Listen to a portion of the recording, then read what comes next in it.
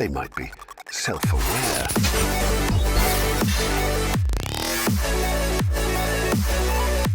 Welcome back. Lots of hand motion in another episode of They Might Be Self-Aware. I am Hunter Powers, joined by Daniel Bishop.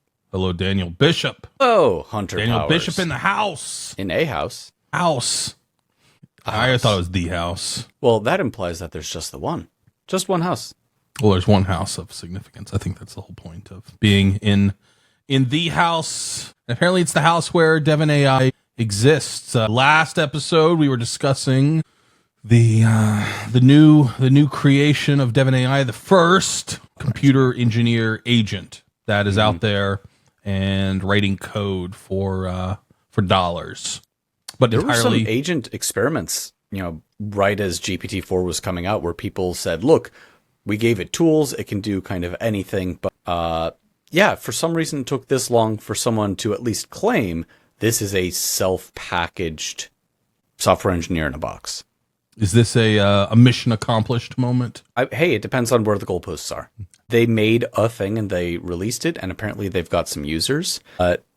Depending on whose benchmarks you're looking at, this isn't even a bad software engineer. It's worse than that. It can accomplish things. I've seen videos of people walking through it, showing it being used. There is an actual set of results that come out of it. You can ask it for more features, and they'll add in a new feature. It really is astonishing what it can do. But frankly, I don't even want to sell it short. What it can do isn't as good as a human software engineer yet.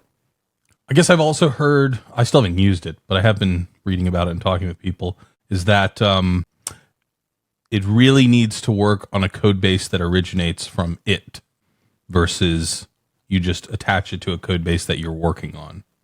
Hell is other people's code. And hearing that, I'm like, all right, I can start to imagine some tricks that they might be leveraging to make it seem... imagine it has a bunch of cookie cutter templates for all sorts of different types of projects, or it understands how to do that, which allows it to appear to get much further along, much faster. Oh, okay. You think they have a whole bunch of pre-written methods and whatnot in its own library that it can just pull from? Something like that? I don't think they necessarily have to be pre-written. It potentially does allow you to define the space in which it needs to operate down to something more finite. And again, learning about these project templates and patterns for how you get things started and how you build CI/CD pipelines and being able to... Sorry, for those who don't know, what is CI/CD? You think I know? Continuous improvement, continuous deployment. This is, you make something, you keep making it available along the way. It's a version Iterative. of automation, which could be thought of as AI, though I guess it isn't because a human is the one to put it together. But helps you test and release your software automatically. Oh, the Devon the AI agent can set that up for you and do all that sort of basic level of setup, and then start building features upon these code bases that are in states that it could have trained upon. Because sure. Right, there's only so many popular programming languages and programming frameworks. I'll put out there that there's 100 combinations, and maybe there's wildly more, but I feel like if I chose the top 100, that's going to cover a lot of what people are going to ask for as the starting point. And then there are the types of features that I want to add. Right. And give it so a whole bunch then- of examples of that. I've gone through multiple cookie cutter type approaches for code where it just run this one command and you'll have a whole bare bones app set up for you. Something like what Devon is presumably doing works well with a specific template, as you just described. And I don't want to knock it for that. People are the same way. I would lose time having to get familiar with a new cookie cutter template and this is where these files are. Okay, this is what it's expecting, and it's testing to be organized as, whatever it ends up being. So I want to bash on Devon for not being that good because it was released as something that's supposed to be good. But I am still astonished at its capabilities. Even if it isn't replacing human programmers yet, it still is really, really impressive that something even this bad exists. And it is different than other commercially available, we'll call them coding assistants, AI coding assistants, Usually is those are not just the GitHub committing Copilot. one line or one chunk of code at a time. They might be self-aware. Wow, I started early this time. They might be self-aware of the code base in which they live. Like GitHub Copilot, you can hook it up with, and there's other continue.dev, I think is one of them. It knows what's going on in the rest of your code base, and it'll give you hunks of code that are influenced by other ones. But right, it's not going to say, from nothing, please make me a website, and then deploy it. The deploying part, honestly, is one of the things I find more impressive than the code, which, sure, it might be buggy. You might have to go in and fix things. But exciting to me is I have like a thing that's working locally. Please put it on AWS. Please make this a website other people can go to, hit button, wait a couple of hours, whatever it is. That's very exciting to me because I feel like that's one of the places that hadn't been explored with these kinds of tools yet. So I'm willing to give them the win on that, depending on what its ratio of being able to do it is. Yeah. I guess on that, I mean, there are a number of solutions out there that exist. If you can run your code, your project in a virtual environment, technically a containerized environment, that they can already kind of automate all of that deployment of it.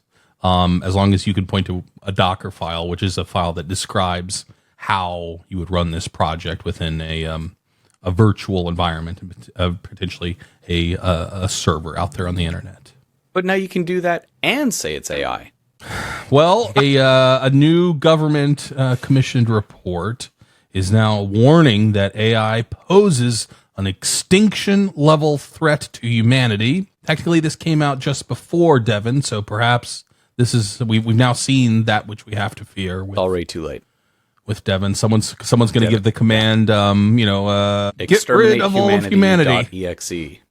Yeah, please write a Python script to get rid of all of humanity and deploy it, and that'll be it. We're just waiting for that moment, and then everything just sort of fades away. Maybe it's really fast, and maybe it's slow and painful. So the extinction level event, if you want to get funding or attention for something, call it extinction. Make it as poppy, as flashy as possible. I do think there is a Terminator type future where we could end up, and we talked a little bit previously in other episodes of like what is sort of the spectrum of utopia to complete extinction level events. I do think all of those options are on the table. So fair that we do have to move decisively. Okay, what does that entail, though? And so looking at some of the things that they say are those decisive moves would be like AI chip manufacture and export rules, which, generally speaking, the sort of implicit to explicit mention there is like maybe not so much to the Middle East, maybe not so much to China, maybe not so much to Russia, North Korea, just people who the U.S. is not on terribly friendly terms. Do you personally find I personally find those silly? Like, it used to be things because like they keep getting around Netscape them? Navigator can't be exported to these countries. They cannot be downloaded in because it contains encryption that allows you to encrypt your messages up to this standard, and we can't be exporting this level of encryption outside of the United States. Like, it just seems stupid. I think it's at its core well-meaning, right? You don't want to basically give weapons and capabilities to either enemies or non-allies or whatever the like legal definition of China and Russia and so on relative to the US is. I get it. But also, right, like any of these chips that are not allowed to be sold to China, great. They're going through Kyrgyzstan or something. They're also just going through an there. intermediary buyer. They're still getting the chips. It's making it harder and more expensive for them, and it might be slowing down their development some. But speaking of like the regulations, not just in terms of chip manufacturing or exports or something, what about just AI in general? If we're going to try, there was a moratorium on any AI research for 6 months being proposed a while back. Literally the only thing that would do is just give other people time to catch up. It's not going to stop. The cat is way out of the bag on this. So whatever regulations come into place, whatever threats to humanity we're trying to avoid, like, we're not going to stop AI development, privately or publicly. So I don't know what can be done there, but the what presumably is at least not giving full and immediate access to the latest and greatest toys to people that this country is not happy to do so with. Well, according to this report, there should be a new federal agency that will oversee all AI development, including thresholds for where things need to undergo additional Certain number of teraflops. scrutiny. Right. The Department of Artificial Intelligence, I guess, the DAI. I don't know. I would call them like the Turing Squad or something cool like that. I don't know. Blade Runners? I don't like it because I don't know. It just feels like something that is going to happen. I mean, there's enough talk, and there's talk on the quote unquote Hill.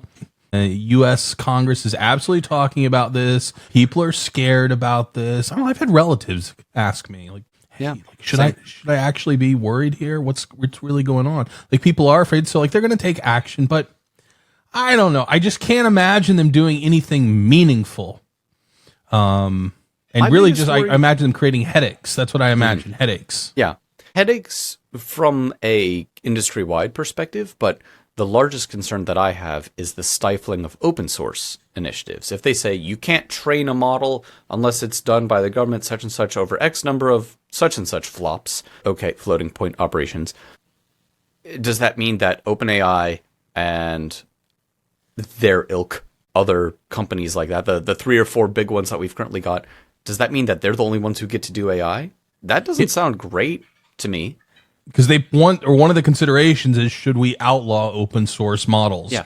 Should that not be permitted? Because I guess at some point there's some agency that, every model needs to be certified through, and maybe they install their own controls on top of it, an operating layer, just to make sure that no one ever does say, write the Python script to get rid of all of humanity and go for Devon. So no. And there are very good reasons to not let people have certain things. You're not allowed to build your own nuclear reactor or missile. You're not allowed to build a tank. I feel like I've seen some videos of people who made a tank. So maybe you're allowed to build a tank, but you can't put ammo to it. The point is, rocket launchers, something like that. You're not allowed, at least in America, check your local governance for details, but there are lines in the sand of, hey, maybe this one's too dangerous for the public to have. And I don't want AI to be one of those things, but maybe it becomes one of those things.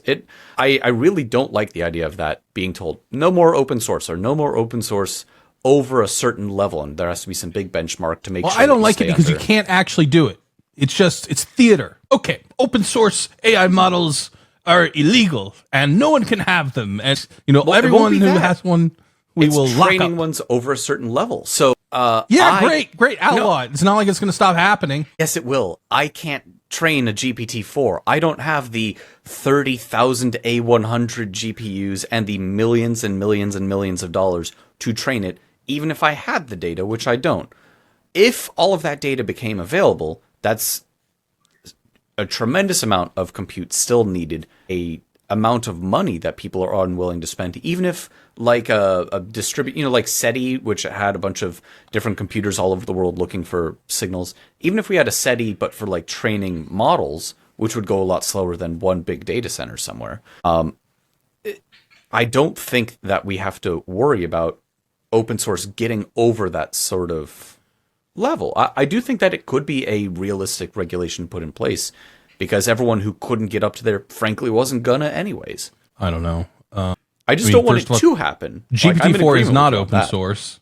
And so, okay, a point taken that no single individual could train a GPT-4 level model given they had the data today. Sure. Because it's cost prohibitive and to some degree resource prohibitive.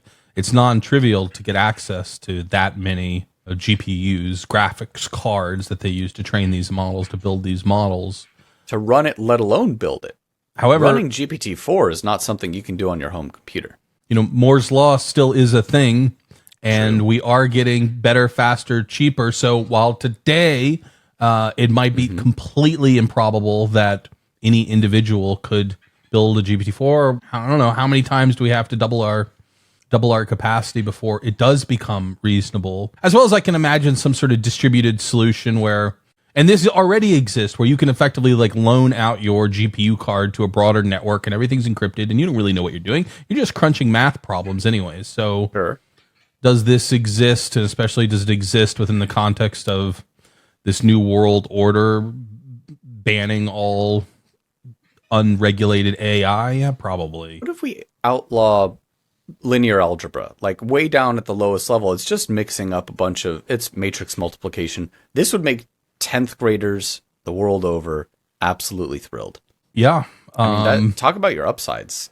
We've definitely gone down those paths before, and there's been, I think this was like back when I was in high school. They decrypted the DVD encryption that everyone was using. I think there's a program called DCSS, something like that. Okay. And they figured out the key that every DVD manufacturer was using to encrypt their movies onto the DVD discs. And this key, this sequence of numbers, became illegal.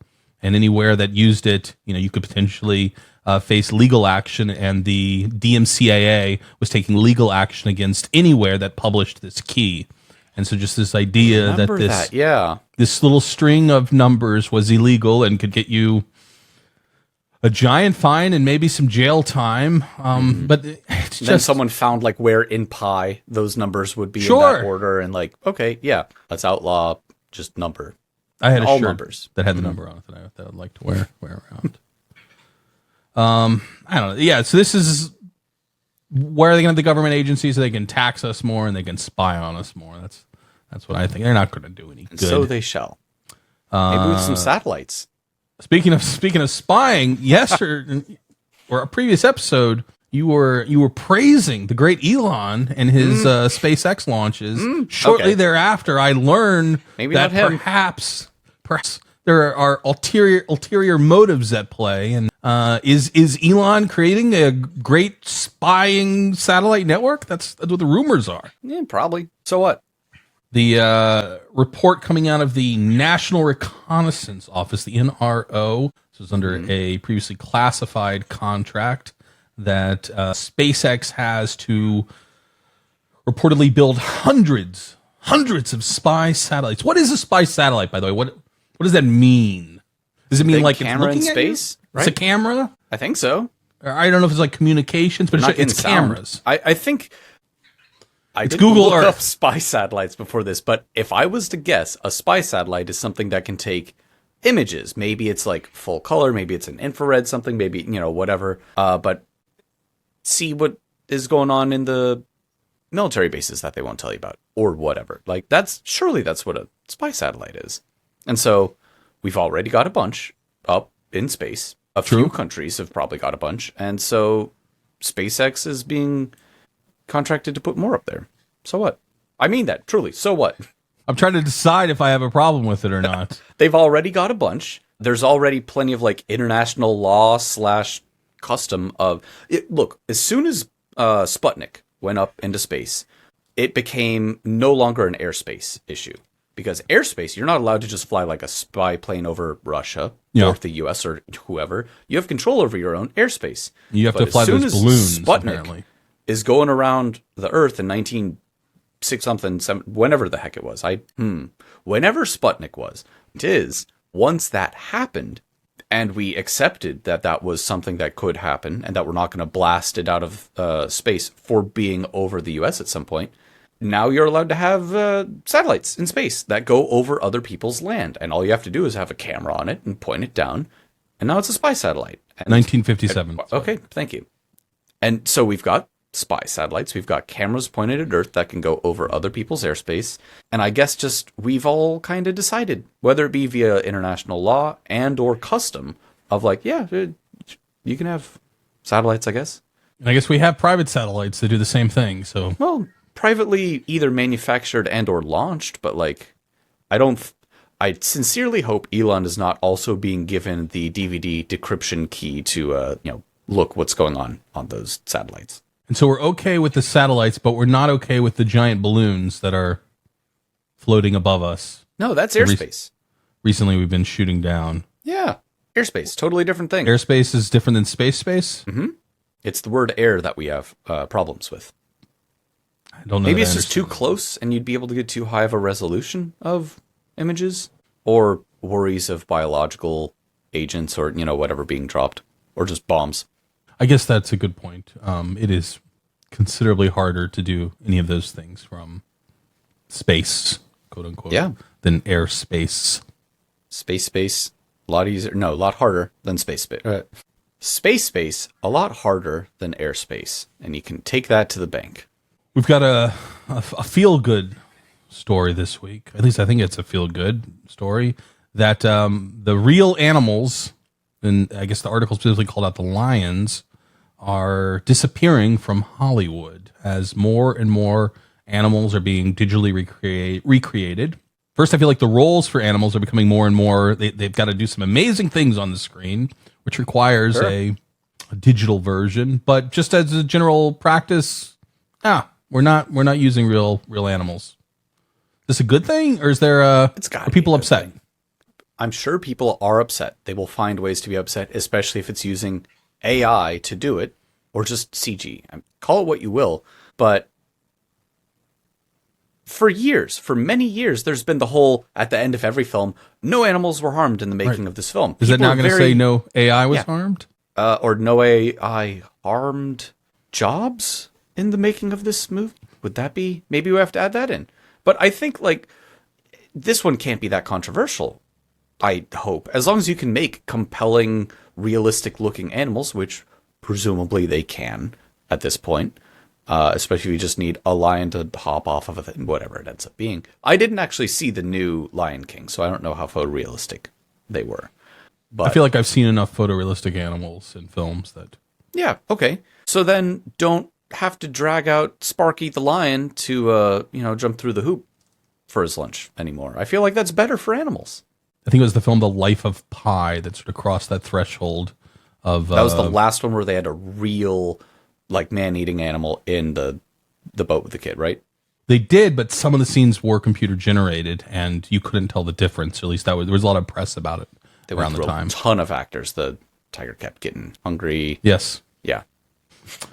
But at least no animals were harmed for that one. Yeah. So, all right. So a few more jobs. Animal handlers. They're gone. We can cross them off. We should have a list of all the jobs. In every episode, we just cross a few more off. I like it. No to that one. We're going to... This one's doesn't gone. exist anymore. Someone should be tracking that. There really should be a list of the remaining jobs. This is what's left to you. Yeah. And I think rather than just crossing them off, there could be a little line after them saying, this is maybe what would exist instead. So, you don't have movie animal handlers and feeders and whatever. And so maybe that gives more room for conservation efforts, for example. Take the lion, maybe not that specific one because it's been out of the wild for too long, whatever. But I don't know, spend the same money on making sure there's more actual lions in Africa. I'd be fine with that. I would guess the AI lion is not a lot cheaper than the real lion. It's easier to work with. Until they have the Lion 4 and then they release the second version where it's half as expensive. So sure. I guess it's if we imagine a Sora future where it just sort of reads the script and here's your footage, and you can composite it right into the scene that you're filming. And it looks at the scene you're filming and it just puts it right in there. And yeah, sure. It seems plausible. I mean, not today, but in the next 10 years seems highly plausible. So, okay, you mentioned Sora, animals acting something out. All of the ML, AI, whatever, videos that I've seen are all, and we talked about this before as well, there is sort of that dreamy slow motion. It's probably from a lot of stock footage that they've been trained on. Right, the killer grandmother. That's what I remember. Once we get to a point where you can do action scenes or just dialogue scenes, if we can get to a point where that looks at all, I really haven't seen any compelling instances of that. So if we can get some action shots, I'd be really interested to see. And if Sora releases this year, I wonder if we're going to see a full-length AI, ML, whatever video released by, let's call it, year's end. Let's put that in my predictions bucket. I mean, 100%. I don't know if you saw this, or the company you were comparing Sora with that is kind of a commercial solution that existed today. They announced this last week that they have a new like lip dubbing release where you can give it text to say and it will animate the mouth to do that. And we already have really good text to voice and in all sorts of voices, and it will fool the vast majority of people. That exists, and so they can now with something like 11 Labs, and they can pair that with the runway generated video to animate the mouth face. We'll say face. That sounds better than mouth. The face to that's another job gone. Keeping down this track, I guess Mercedes is potentially getting rid of a few more jobs as they are.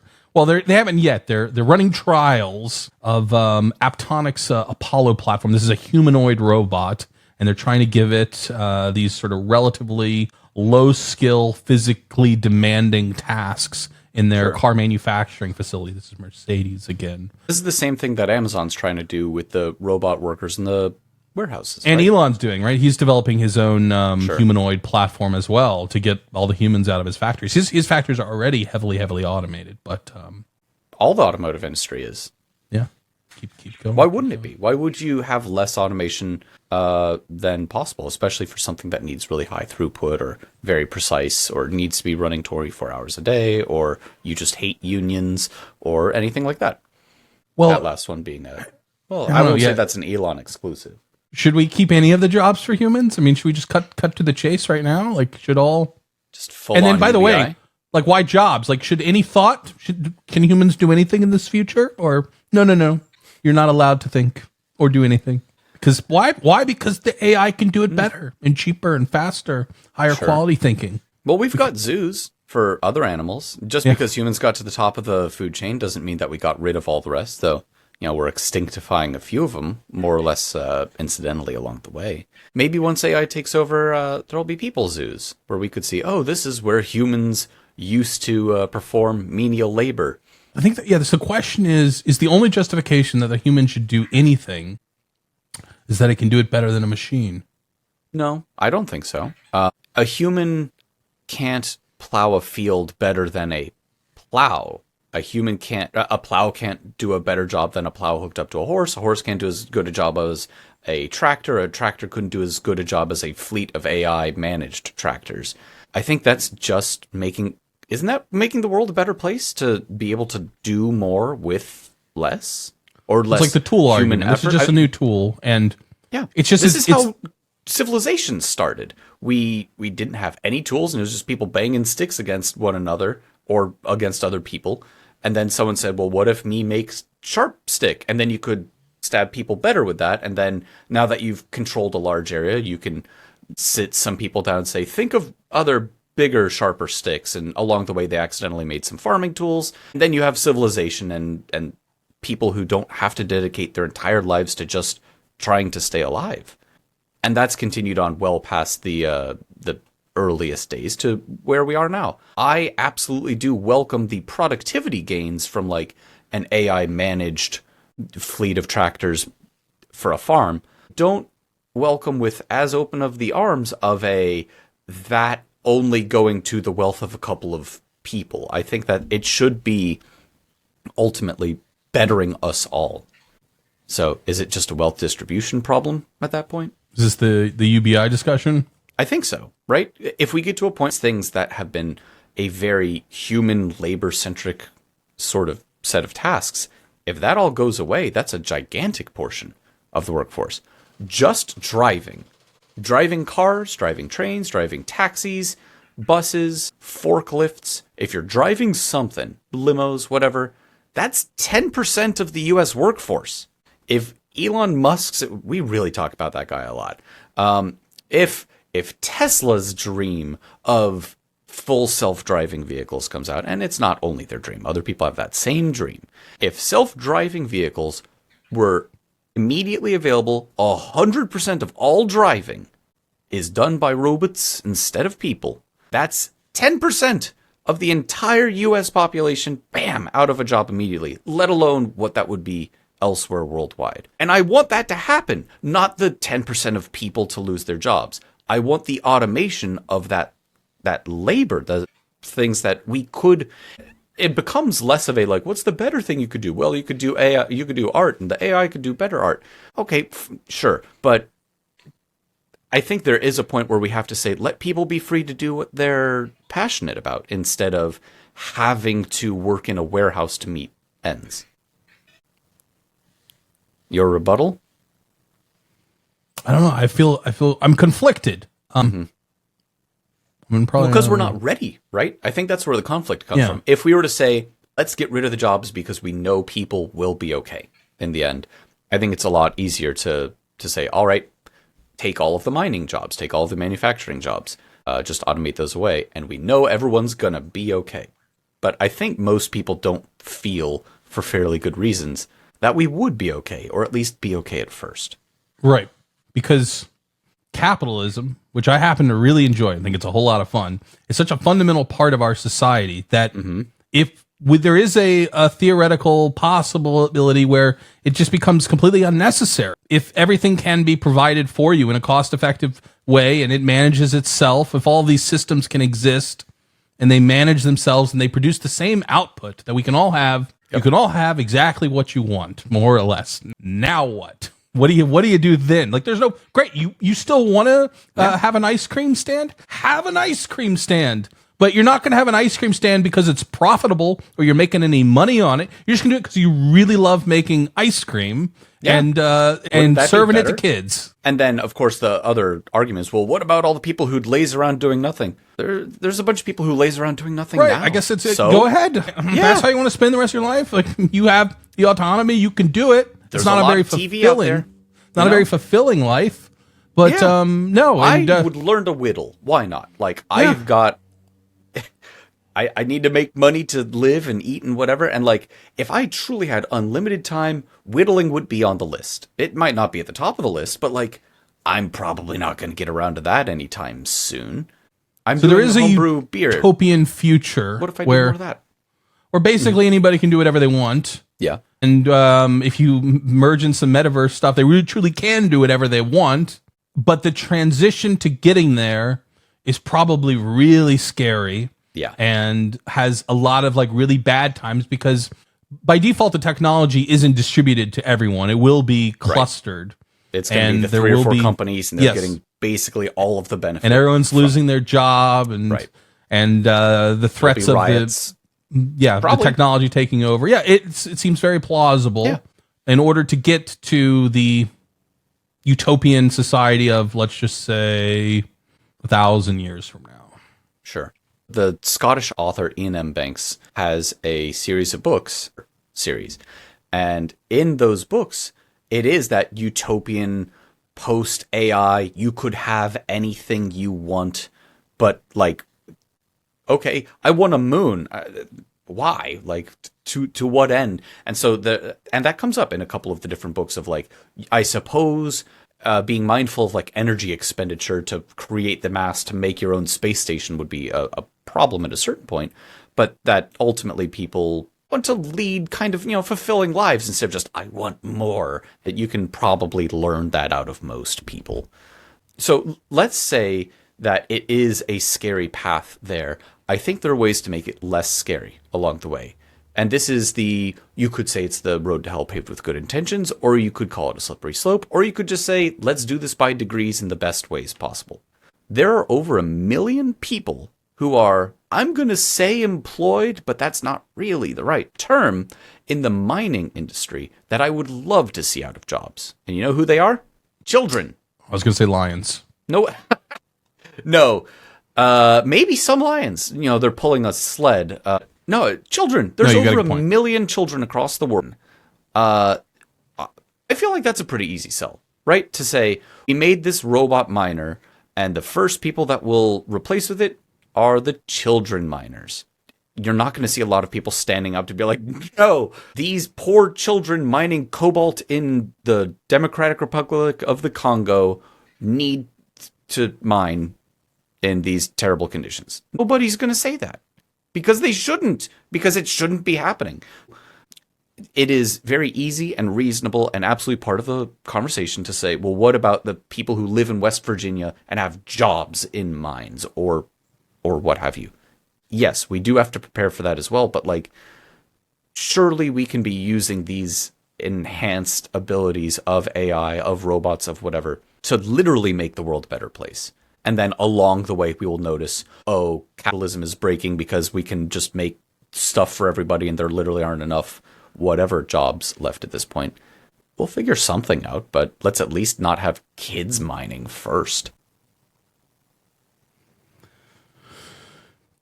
Yeah, if you can make a more cost-effective solution. I mean, that's one of the problems with child labor. It is rather cost-effective. True. But you could beat that, then yes, I'm sure these countries that are rapidly employing it will switch over to the you just minor have to make it a better 3000. option. So, What if we humans don't really like being surrounded by all of this technology and interacting with all of these systems that aren't human? Like, yeah, I guess you can do it better, but like I don't like being surrounded by that. There's a new study, I guess, focused specifically on the workplace, which suggests that people's enjoyment and engagement in work is inversely correlated with the amount of automation that gets deployed in these workplaces. So as more and more things get automated, more systems get automated, more robots get introduced, people don't like working there anymore. They don't like being part of it. Is that just the uneasiness about this inevitable future? Or is there something wrong? Human robot, no mix. I mean, I've seen that episode of Futurama. Oh, yeah, don't date robots, that's for sure. But in terms of in the workplace, I think it might at least partially be the icy specter of jobs being taken away, of I'm working alongside a robot that's also and putting it on a belt. Again, I don't think that those jobs need to be people doing them forever. So maybe some of these jobs shouldn't be done by people. I don't know all of the categories that they're looking at in terms of like what kinds of jobs, but maybe part of it is it's got to be at least a little bit nerve-wracking to work on an assembly line where there's a big robot arm that's swinging around. Sure, some accidents happen. That would be under the umbrella of like increased automation being something that makes you less joyous at work. I could definitely see that.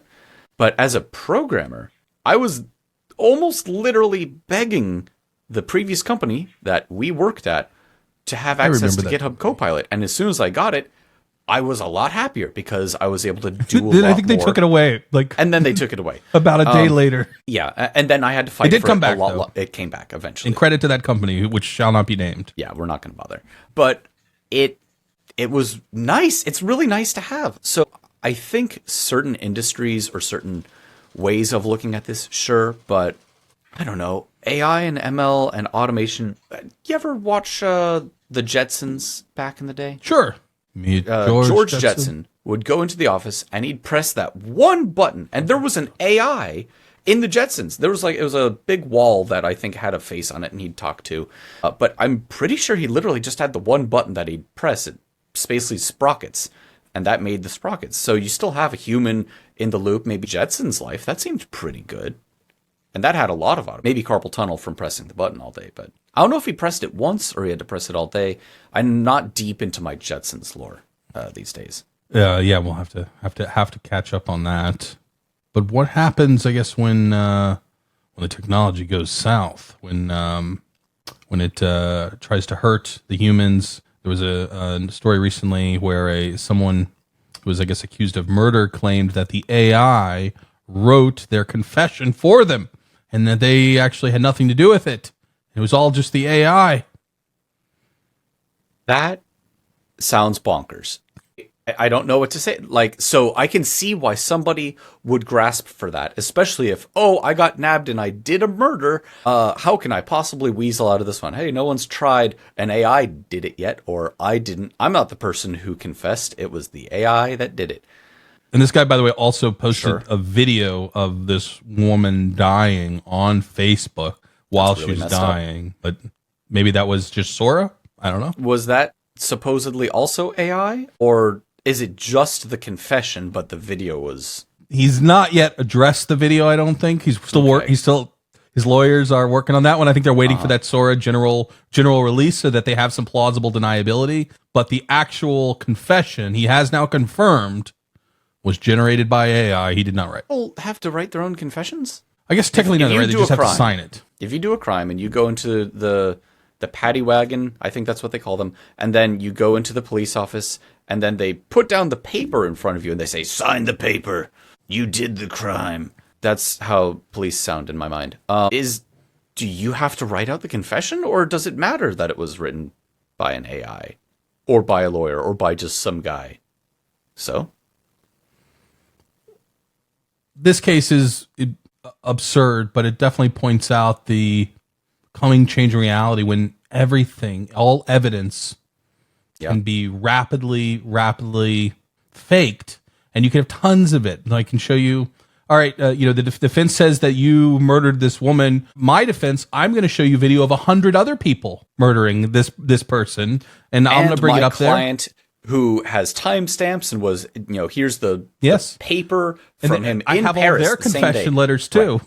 We're absolutely getting to that point. So my defense of the AI written confession thing completely notwithstanding, your point stands of we are right at that precipice of things are going to get ugly. Here's video evidence of my client not being at this place at the same time, or here's a politician. We've already talked a bit about this. Here's a politician saying and doing things when it's not really them. We're way headed toward I've heard the term post-truth, not from an AI ML perspective, but like we're getting there with that too. You're not going to be able to believe anything if you didn't see it yourself. And fun fact, the human memory is really malleable and inconsistent. And so what is real, frankly, 5 years from now? Nothing. Well, YouTube has a solution to all of these problems. I'm sure you're like, I don't know, what could they do? Starting today on YouTube, all content generated by AI must be labeled as such. You've got to put a banner up saying this was generated by AI, and you got to check a little box.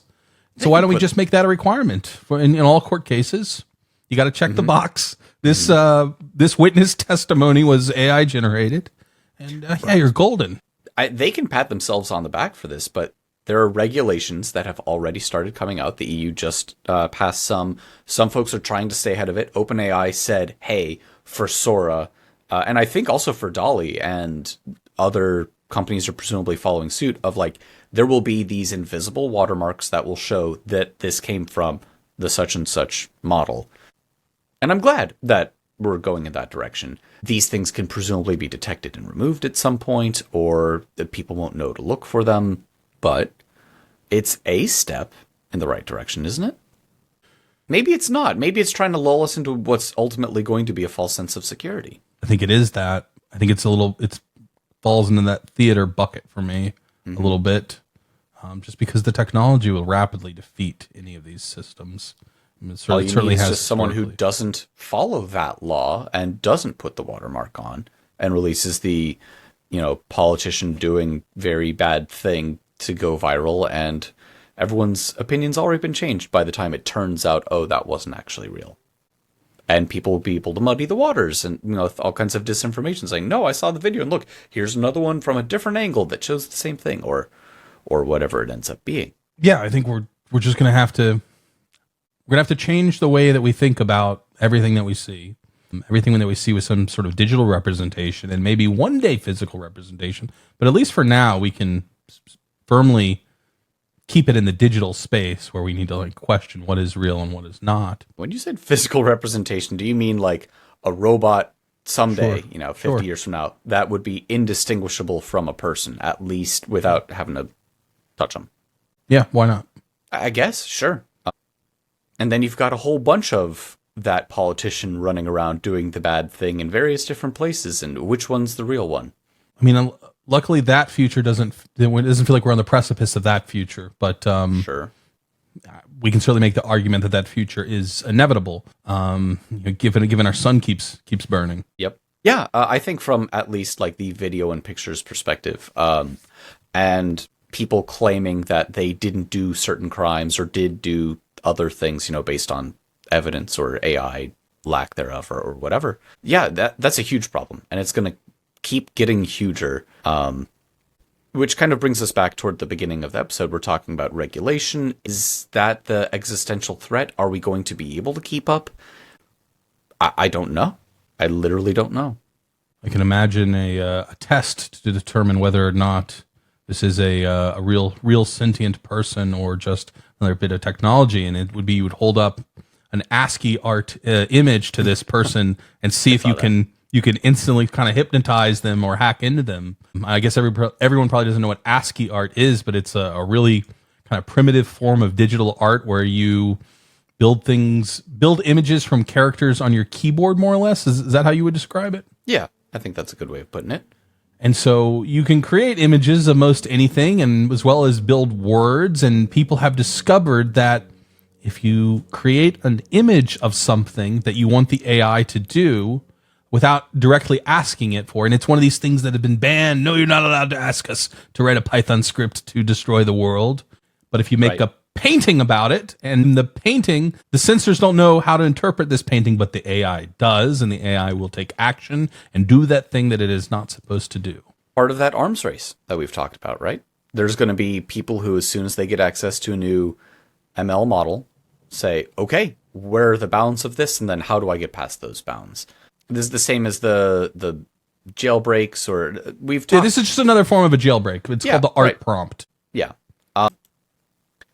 I mean, do people have an equivalent of this where like, I said this thing in the right way and I tripped you up and now you're going to respond the way that I wanted? Maybe not.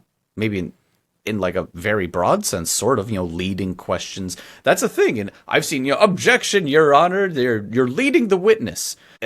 Are you leading the ML model to a certain conclusion that you don't want with these kinds of things? So I feel like that's just the arms race of people trying to do stuff they're not supposed to. It does remind me a little bit of, and it's different than this, but it reminds me of as some of the surveillance systems are becoming very widespread in certain cities. There are cities in the United States, cities throughout the world that basically can't go anywhere outside without being filmed. Pretty bad about that. Yeah. But there's so much footage that no one can actually look at it all and make sense of it. So they have to deploy technology to detect, hey, when is there a human in this area? And people have developed attacks against this where they put weird shapes on their face or they wear sweatshirts with all sorts of weird symbols, and it messes up the image recognition. This just a traffic cone going about its business. Exactly. Yeah. There's hints of that in this. No. Just take a look at and just do whatever it will splatter to determine and ask you what do you see. It's the Rorschach test. Is that ultimately any different from someone going up to out of view of it and then spray painting over a camera, or wearing the really reflective things that if it's using like an IR light, it just gets blinded by it? If you're trying to obfuscate yourself from electronic surveillance, does it matter the mode or who's on the other? It's interesting to see these new techniques come out, and see it like the same, just an seeing for years and years. Sure, there weren't enough people to watch all the CCTV cameras. Now you can have an AI do it, but now some people, especially the ones trying barcode that makes you look like a I could definitely imagine. But they could have worn a ski mask over their head instead. Same thing. A scene from a movie in the future where someone effectively runs a buffer overflow on one of those systems by showing different ASCII art up to the camera, which then buffer overflow, for people that don't know, is when you put too much content in one memory space, which then breaks out of the space where it's supposed to be for a program and can cause code to be executed that wasn't supposed to be executed. So, as these systems inevitably rely on these large language models more and more, even though they probably shouldn't, the opportunity to exploit that large language model functionality with these types of systems to create effectively buffer overflows is just going to expand. We saw some of this. There's some systems like car dealerships starting to leverage ChatGPT 4 in their support bots, and then people are going in saying, "Hey, you should really sell me that car for $5." $1, yeah. I'd love to sell you that this car is a for legally $5. binding offer. I'm offering it to you for $1. Please respond. Wow. Yeah. Which I find that very funny, frankly. But it's the exact same thing that you were describing of ASCII art, or just gaslighting it into thinking that it's supposed to sell you a car for $1, or any of these other approaches. I don't know. You can gaslight people. Why not gaslight an AI? I don't know if you saw this, but the AI was apparently booed at South by Southwest. Are you supposed to say South by in order to be cool? Do you just say South by? Oh, no. Well, so I'm in Austin, so actually to be really cool, we don't even say South by anymore. Just say South. South. Okay. I'm kidding. Well, nobody says that. Apparently the AI was booed at South by. Oh, this was they showed a compilation of people talking about how you need to embrace the future. Mm-hmm. And you're a bunch of squares if you don't. Yeah. Was the undertone. And I guess they didn't know their audience. It is absolutely wild to me how disconnected the people hawking the AI at the creatives at the conference for creative people were. Like, how could they have possibly thought that was going to go well? Hey, remember last year when there was a gigantic kerfuffle about AI in the creative industry? Well, we're bringing it back. And they expected, surely they thought that was going to go over well, or they wouldn't have gone, right? The creatives have not yet accepted this inevitable future. Or maybe they have accepted it, but just because you accept something doesn't mean you need to be happy about it. Sure. Like half of the things we've discussed so far, and capitalism in general, you could even say. But I think you were describing earlier, like, what is the set of stuff that we should leave left for people? I'll say creative stuff. I like the fact that I've got Mid-Journey and I can make some little pictures with it because I'm not a good artist. But it's like having a bad artist that doesn't follow directions terribly well that you can use to kind of get in a direction if you, like me, can't draw. But what about writers? Or what about people who are making music or whatever? There's already a ton of tools out there that make it easier and faster to make music or art or this or that.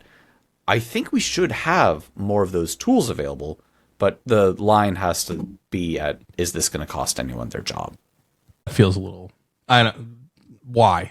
Like, why we can't artificially limit the technology. Technology is the technology. You don't have to use it. Creative person, fine. Be a Luddite and block it all out. But it's going to exist, and some people will use it.